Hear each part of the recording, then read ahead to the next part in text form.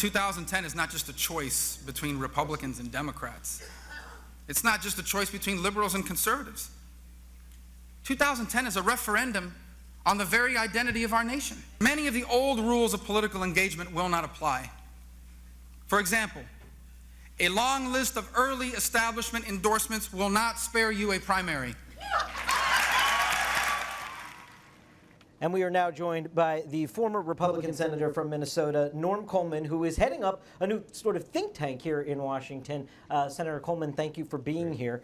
I do want to begin with this project that you are working on. There's a group on the left, as you know, called Center for American Progress. John Podesta heads that up, and it sort of serves as the policy home for Democrats, and it has served that way in their last successful election cycles. What are you guys trying to do here to match that? Well, they have been. Center for American Progress has been very successful. They've got the C3 component, which is the think tank, and they're out there generating the ideas.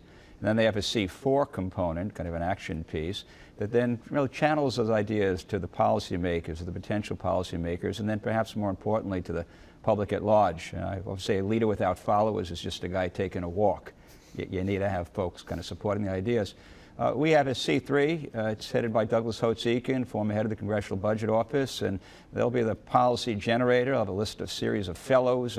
Ed Schau, former congressman, professor at Princeton, is one of our senior fellows.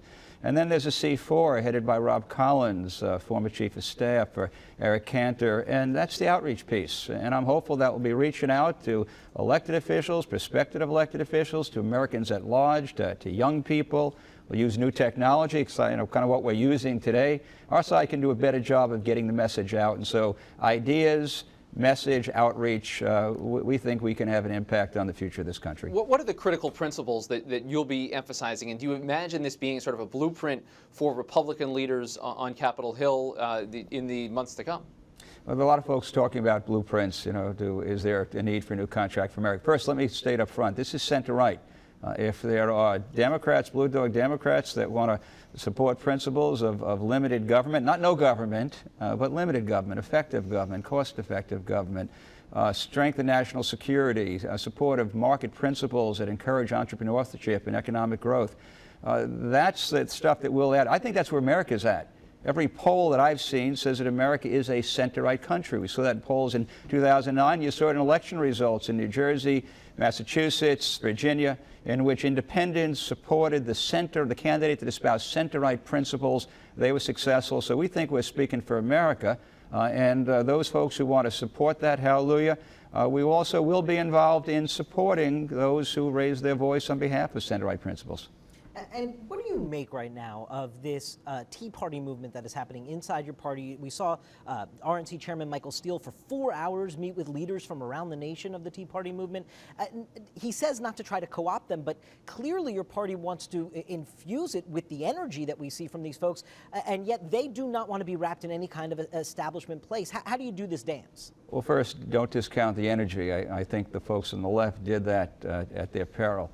Second, that there are certain core principles in which the center-right Tea Party Republicans, and by the way, some Democrats, not enough, support it. And the basic principles, the area of kind of synergy there are limited government, control of debt, and I believe strong national security. So you've got the principles.